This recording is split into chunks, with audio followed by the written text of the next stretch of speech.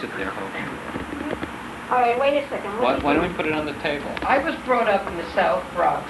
I lived there until I was about 11 years old, and then after that we moved further up in the Bronx around Westchester Avenue. I'll get to that another time. But the place I grew up in the South Bronx was East 142nd Street between Brook Avenue and St. Anne's Avenue. Not too far from the school where your father worked at one time. Do you recall that? Near St. Mary's Park? Now the building that I lived in, an apartment house, no elevator, but it was 4 stories high. Mostly Jewish people lived in that building and in the building next to us. But further up the block, from our building up to St. Anne's Avenue were mostly Irish and Polish, and then on down further toward Brook Avenue were also Gentiles. But those 2 buildings, 528 East 142nd Street and the building right next to it, had mostly Jewish people. And we used to play games. We didn't have radio, we didn't have television, but we were busy with different kind of games in different seasons. At some time, well, during the summer when there was no school, we used to make horse rings or baskets or paperwork. Other times we would play games in the ring-a-levio or chasing or hide and seek or different things like that. You said you had seasons. That means when you were playing a certain game, everybody was playing the same game? Most often we had seasons. Like the same time. We embroider. We kept busy even though we didn't have television. We didn't have radio. We didn't have radios either. But we managed to keep busy. Now, in the fall, winter, and spring, we had school, of course.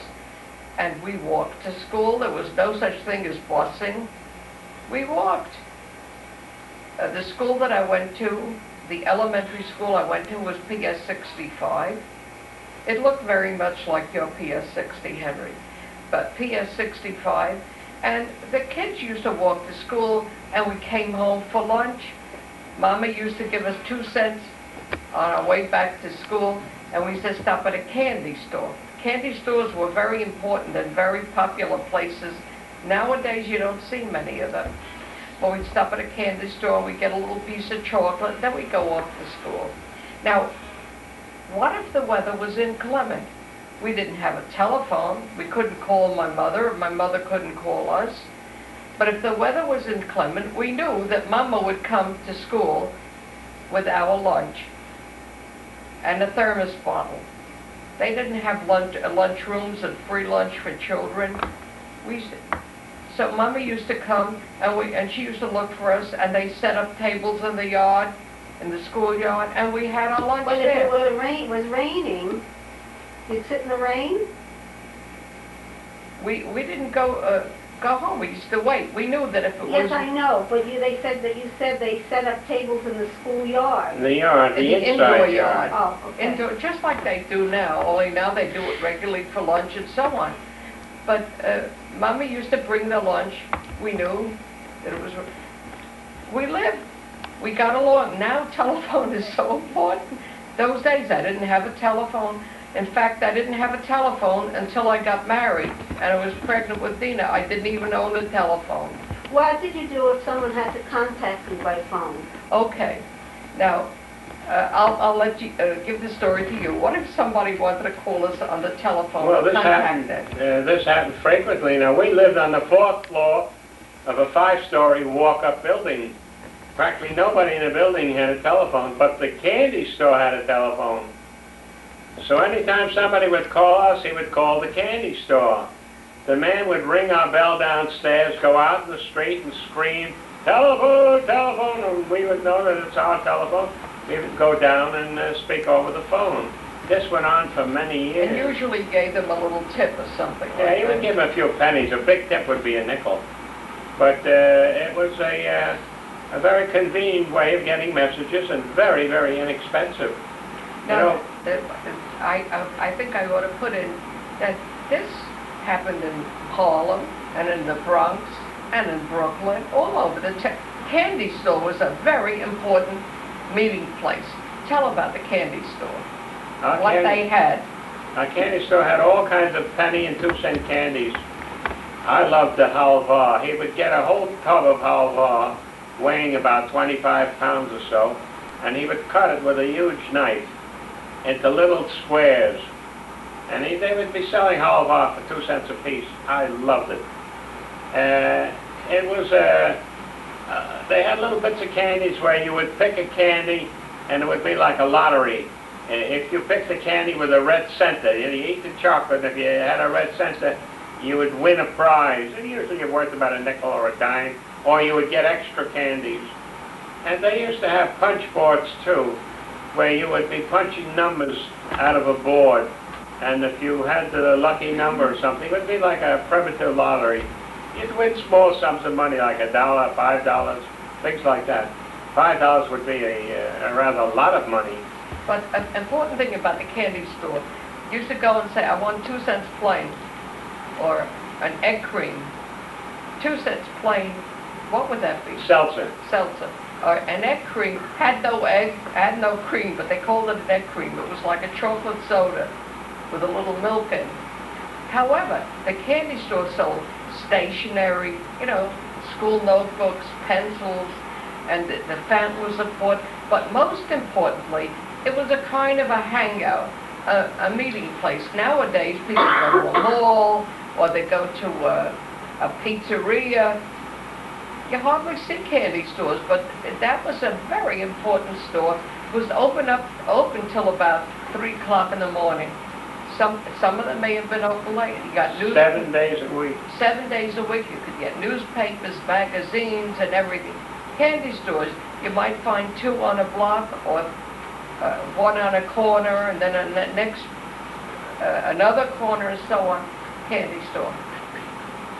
I enjoyed the idea of the candy store. Our candy store was in the middle of the block, and I happened to live in the middle of the block.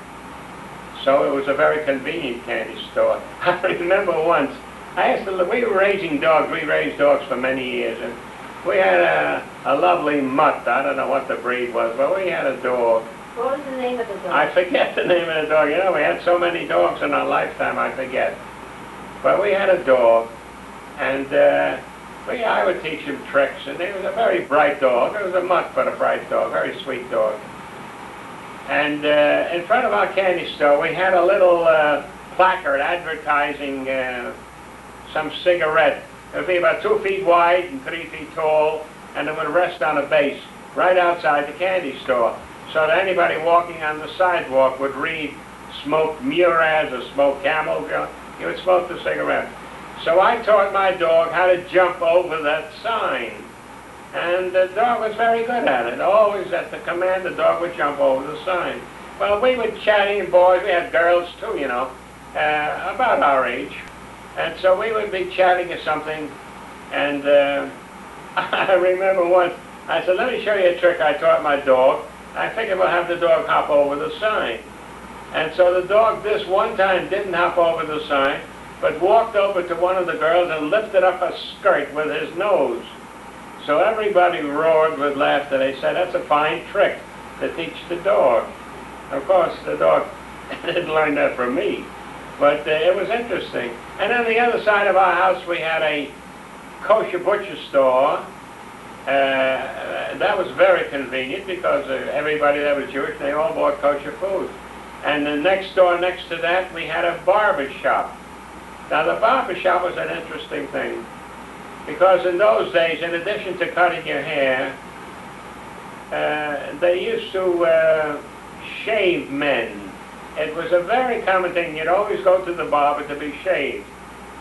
And in every barber shop, they had a cubicle, I don't know, it could be about 6 feet wide, maybe 5 feet tall, and it had a lot of cubicles, a lot of little boxes.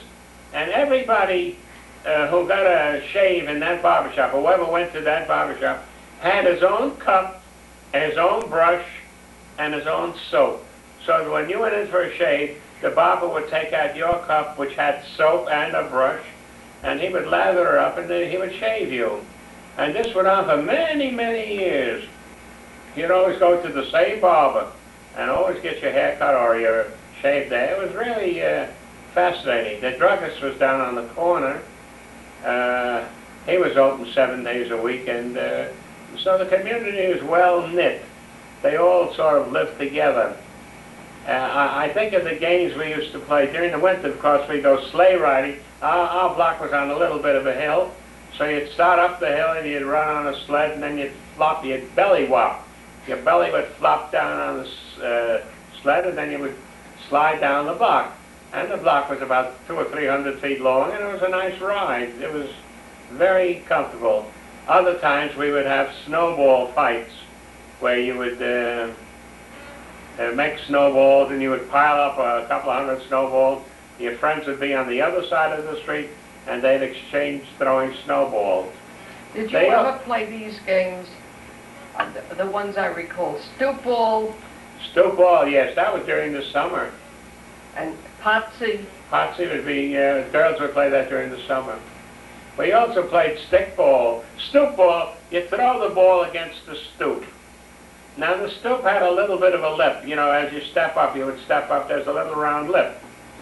If you hit the ball and it bounced, and you caught it on the first bounce, you would get, say, 5 points. However, if you hit the ball and hit the lip, and the lip came back to you, the ball came back to you without a bounce, that would be 10 points. So it would be a nice game. We could play that game endlessly. Potsy was really hopscotch. What did we use for a Potsy, which you would throw into a box? The box was labeled 1, 2, 3, 4, 5, and 7. One of my favorite Potsy was an old banana peel. Did you ever use a banana peel? Oh, they'd squeeze the banana peel into something that was about 2 by 3 inches, and it would be quite flat and quite squashed. And then they would throw it to the various boxes and hop in and out of the box.